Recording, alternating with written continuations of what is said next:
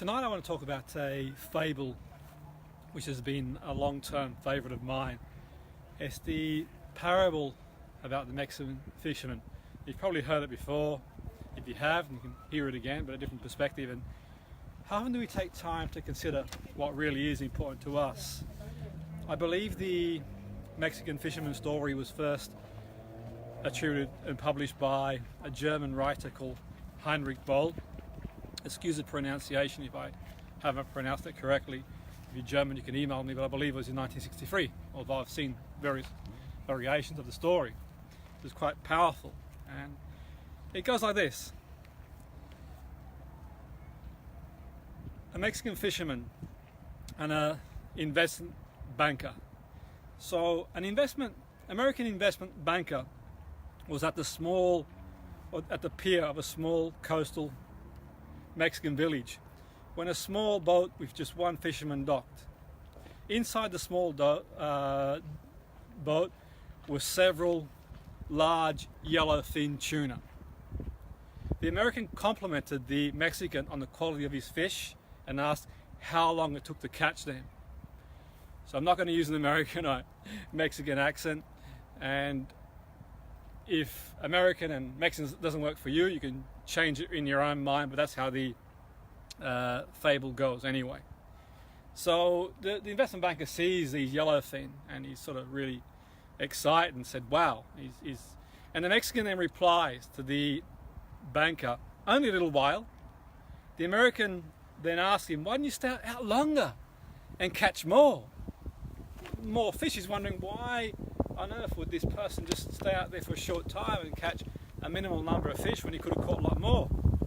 And the Mexican said, well, I caught enough to support my family's needs, and I've got enough to get by, feed the family and support the family. And the American asked, well, what do you do the rest of your time? Amazed that this guy will only catch so many fish with all the time he had. And he goes, well, the Mexican fisherman said, well, I sleep late, I fish a little, I play with my children, I take siestas with my wife, Maria, stroll in the village each evening where I sip wine, play the guitar with my amigos, and I have a full life.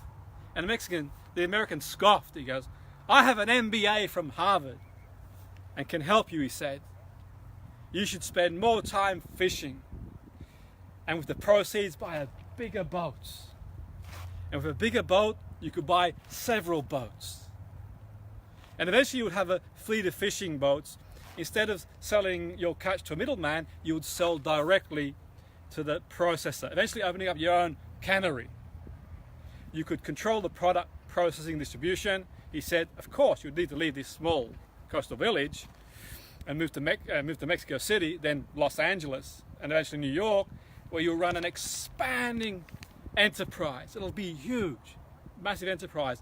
The Mexican fisherman replied, but how long will it take? The American replied, about 15, 20 years or so. To which the Mexican replied, but then what? And the American laughed and said, that's the best part. When the time was right, you would announce an IPO, sell your company stock to the public and become really, really, really rich. You would make millions. And the Mexican said, well, then what?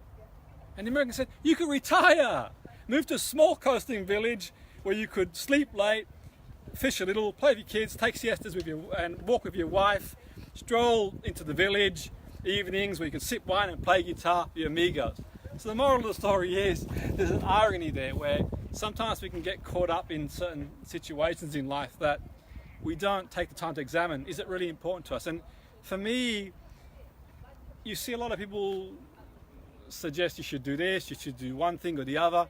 When you think about it, you can only eat so many meals a day, drive one car, live under one roof. So I think there is a case for definitely living your truth and following what really motivates you. All that said and done, you can't live with fresh air. And I know in the world of coaching and therapy, a lot of people love what they do so much that they probably undervalue themselves to a certain extent, but that's just my opinion.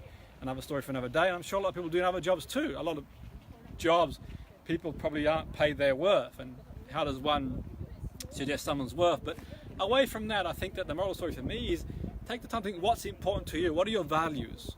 what drives you contextually in different components of your life, and your health, your personal life, professional life, and are you amalgamating them in a way that they're like a compass and you're living purpose, you're living meaning? Because I truly believe, in my opinion, in all my experience of doing what I've done for so many years and working with people across a broad range of areas in top flight sport and business and just life in general, the people who generally have the strongest sense of balance are the ones who have that strongest sense of purpose, that meaning. So I guess it's a bit existentialist, where we create our own meaning in that sense, but equally in saying that if you've got a strong sense of purpose and a meaning that goes with that, then you're generally going to overcome various challenges that go your way. And I think there's plenty of research to suggest that obviously, material possessions and financial wealth on its own isn't going to make you happy. That said and done, I'm not knocking it back and not saying it's important. We need money to survive, and one thing or the other.